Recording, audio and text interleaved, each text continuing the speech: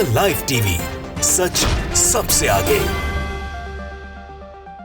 नमस्कार, the live TV आप देख रहे हैं, आपके साथ मैं हूं आदित्य कुमार। देश के कृषि मंत्री शिवराज सिंह चौहान के इलाके में क्या क्या चोरी हो जाए वो आप अंदाजा लगा सकते हैं, लेकिन अगर नहर चोरी हो जाए तो फिर आपके मन में सवाल खड़ा हो जाएगा। जमीन के साथ साथ नहर भी गायब हो गई है साहब, और यह हुआ है कृषि मंत्री के क्षेत्र में, यानी कृषि मंत्री की जो कॉन्स्टिट्यूंसी है वहां से खबर आ रही है। यह चौंकाने वाली है। समझिए, जिस देश में कृषि मंत्री के क्षेत्र से नार और जमीन गायब हो जाए वो देश का विकास कैसे करेगा और किसानों के बारे में क्या सोचेगा, यह सवाल अपने आप में उभर कर सामने आ जाएगा।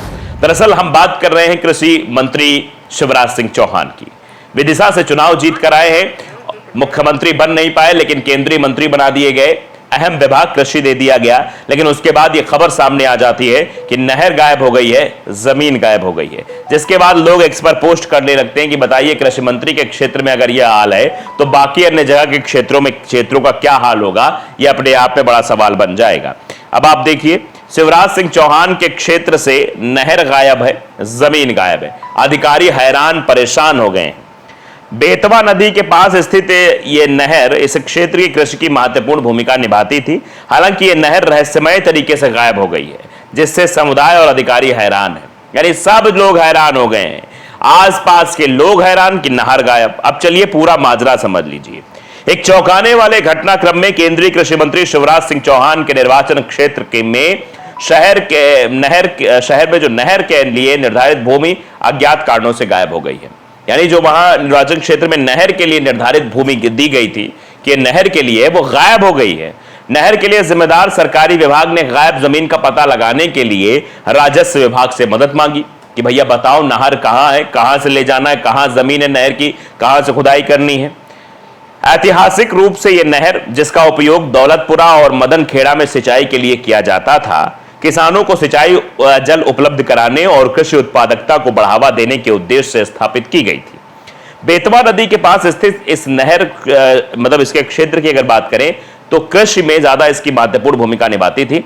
हालांकि यह नहर रहस्यमयी तरीके से गायब हो गई है, जिससे समुदाय और अधिकारी हैरान है। एक निवासी बसंत कुमार कुशवाहा ने कहा, जब हम छोटे थे तो नहर के पानी में नहाते थे, लेकिन अब यह लुप्त हो गया है। मतलब नहरें गायब हो गई है, या फिर नहर के जगह पर बड़ा भ्रष्टाचार हो गया है, उस नहर को समतल कर दिया गया है और जमीन प्लॉटिंग का जो काम हो ही रहा, आप जानते हैं आजकल सबसे ज्यादा भ्रष्टाचार कहां है, तो एक ही मसले में है, भैया आओ तुमको प्लॉट दिला देंगे, इनके जमीन उनके माथे मर देंगे। यह प्लॉटिंग का जो काम है इसको अलग तरीके से प्रसारित किया जाता है और नए लौंडों को इसमें शामिल किया जाता है और नए लड़कों को शामिल किया जाता है और भ्रष्टाचार की एक नई कहानी गढ़ी जाती है।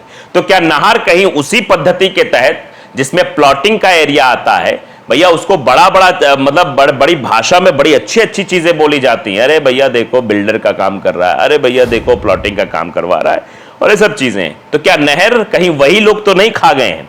अगर खा गए हैं तो अधिकारियों को भनक क्यों नहीं लगी? और अधिकारियों तो छोड़िए, मंत्री जी को भनक नहीं लगी, और मंत्री जी तो छोड़िए, सांसद जी को भनक नहीं लगी। विदिशा, जहां प्रचार करने भी शिवराज सिंह चौहान नहीं पहुंचे थे, वहां जीत गए चुनाव, बंपर वोटों से चुनाव जीते, 8.5 लाख के तकरीबन वोट से वहां चुनाव जीते, और उन्हीं के क्षेत्र में नहर गायब हो गई, लेकिन नेताजी को पता नहीं है। खैर अलग बात है। आइए अब इस रहस्य को आगे बढ़ाते हुए नहर किनारे लगी लाखों रुपए की पानी उठाने वाली मशीन की चोरी की घटना सामने आई। लो भैया, एक के बाद एक चीजें चोरी हो जा रही है। यानी मध्य प्रदेश के विदिशा में चोरी होना बहुत आम बात है। मतलब कभी नहर चोरी हो जाएगी, नहर की जमीन चोरी हो जाएगी, तो नहर में पानी फेंकने वाली मशीनों चोरी हो जाएगी, यानी सब चीज चोरी हो जाए, कुछ बचेगा नहीं वहां। अब देखिए, जो पानी उठाने वाली मशीन वो भी चोरी हो गई।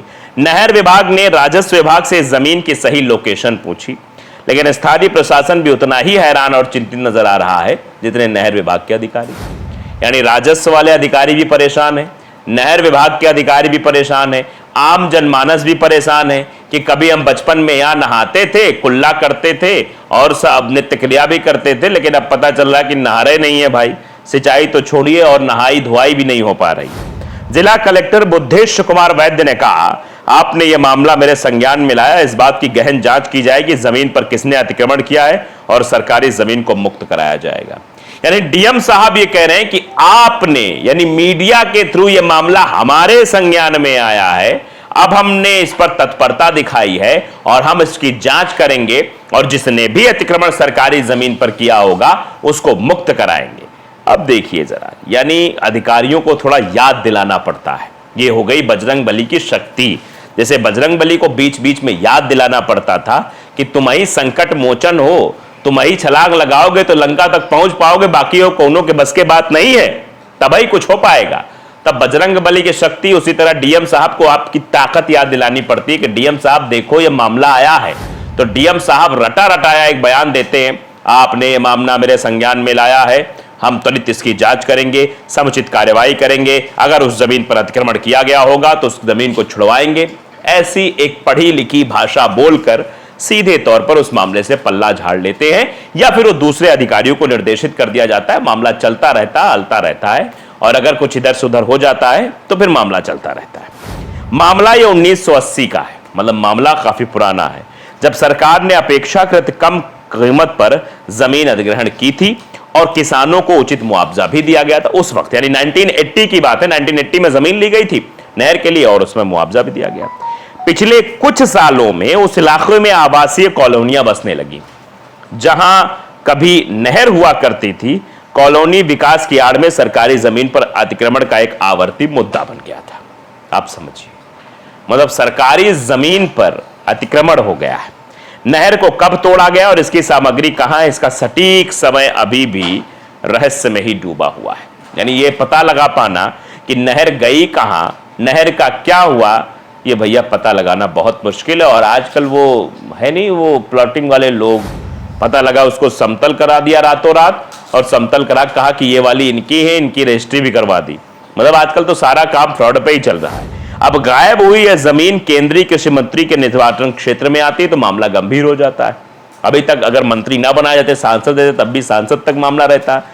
लेकिन फिर यह हो गया भैया ये तो कृषि मंत्री हैं, और कृषि मंत्री के निर्वाचन क्षेत्र, उनकी कॉन्स्टिट्यूंसी से अगर जमीन गायब हो गई, नहर गायब हो गई, अतिक्रमण हो गया सरकारी जमीन पर, तो यह बड़ा सवाल हो जाएगा, जिससे स्थानीय लोगों और सरकारी अधिकारियों के बीच कई सवाल और चिंताएं पैदा हो गई हैं। स्थानीय लोगों ने कहा कि वे इस बात पर नजर रख रहे हैं कि जांच किस तरह आगे बढ़ाती, और चाहते हैं कि नहर की कीमत, जो कीमती जमीन है, वो वापस मिल जाए ताकि नहर बन सके और नहर के जरिए पानी आ सके और पानी के द्वारा सिंचाई हो सके। और जो लोग कह रहे थे कि हम बचपन में नहर में नहाते थे, वो फिर से एक बार अपनी बुढ़ापी में भी नहर में नहाएं, अपने पोते पोती को भी नहलवाएं, सिंचाई के काम में उस पानी को लाएं, ताकि विकास की रूपरेखा आगे बढ़ सके और कृषि मंत्री के क्षेत्र में लहलहाती फसल दिखाई पड़ सके। लेकिन सवाल सबसे बड़ा यही है कि शिवराज सिंह चौहान जी बताइए भला, 1980 के बाद से लेकर अब तक क्या उस जमीन पर किसी का निगाह नहीं गई, या फिर नहर विभाग के लोगों ने कान में तेल डालकर या कान में रुई डालकर या उस तरफ से ध्यान हटाकर सिर्फ अपने काम में लगे रहे। न जाने वो कौन सा काम करते रहे कि 1980 में मिली जमीन, और कीमती जमीन जिस पर नहर बन जानी चाहिए थी, खुदाई हो जानी चाहिए थी, सब कुछ हो जाना चाहिए था, वो आज तक नहीं हो पाया। और आज तक होता कैसे, अब जमीन ही नहीं पता नहर विभाग को कि नहर वाली जमीन गई तो गई कहां। अब राजस्व वाले से पूछते कि जमीन बताइए, वो कह रहे हैं हमको ही नहीं पता, यानी जमीन कहां गई पता ही नहीं है। अब चूंकि मामला शिवराज सिंह चौहान से जुड़ गया है तो देखिए आगे क्या होता है। तो लाइव टीवी को अगर आपने सब्सक्राइब नहीं किया जरूर करिए, बेल आइकन दबाइए ताकि सच खबर आप तक पहुंचती रहे। नमस्कार। द लाइव टीवी, सच सबसे आगे।